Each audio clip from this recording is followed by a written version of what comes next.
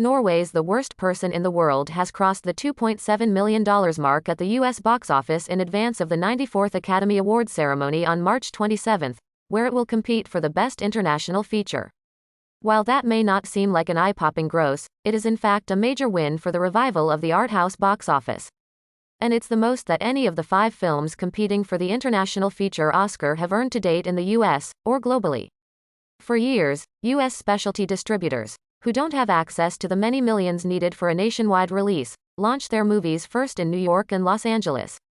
This allowed them to use word of mouth to build an audience and then slowly expand to other markets without having to pay a veritable fortune on advertising.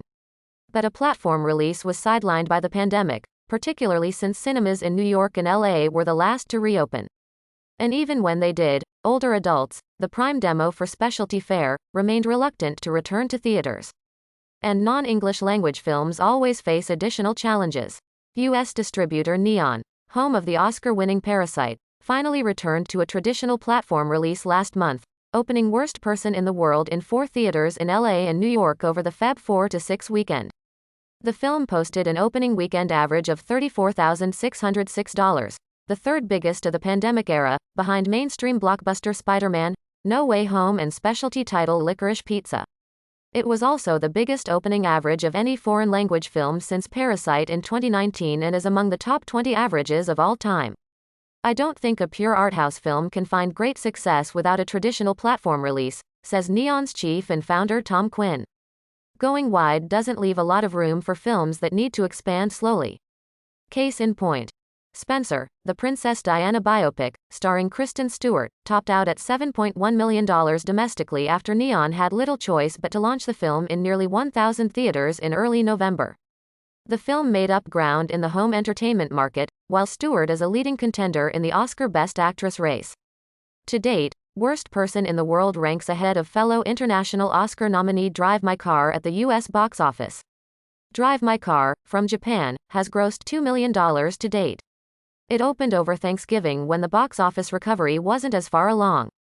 On its first weekend, it posted a per-screen average of just under $7,000 from 2 theaters. Many Oscar pundits have been betting on Drive My Car, which is also nominated for Best Picture, but Worst Person has been gaining momentum. Directed by Joachim Trier and starring Renata Riensva, the movie is also nominated for Best Original Screenplay. Sony Pictures Classics likewise used a New York-LA platform release for Pedro Almodovar's Parallel Mothers, which posted a location average of $12,479 when opening over Christmas weekend in 3 theaters. The movie has earned $2.1 million to date in the U.S., with star Penelope Cruz nominated for an Oscar for Best Actress. Globally, the film has grossed north of $18 million. Further complicating matters, the most important art house cinema in LA, the ArcLight Hollywood, remains closed, forcing distributors to find other venues if they want an additional venue besides the Landmark on the west side. United Artists releasing President Eric Lomas, another expert in distributing arthouse fare, laid the groundwork for the return of the platform release when daring to open Paul Thomas Anderson's Licorice Pizza in 4 theaters in New York and LA over Thanksgiving. The Best Picture nominee posted a per-theater average of $84,000 for the 3-day Thanksgiving weekend. It remains the top opening average of the pandemic age and is a huge number by any metric. To date, MGM and UAR's Licorice Pizza has earned nearly $17 million to date domestically, a tidy sum for a specialty film amidst the ongoing pandemic.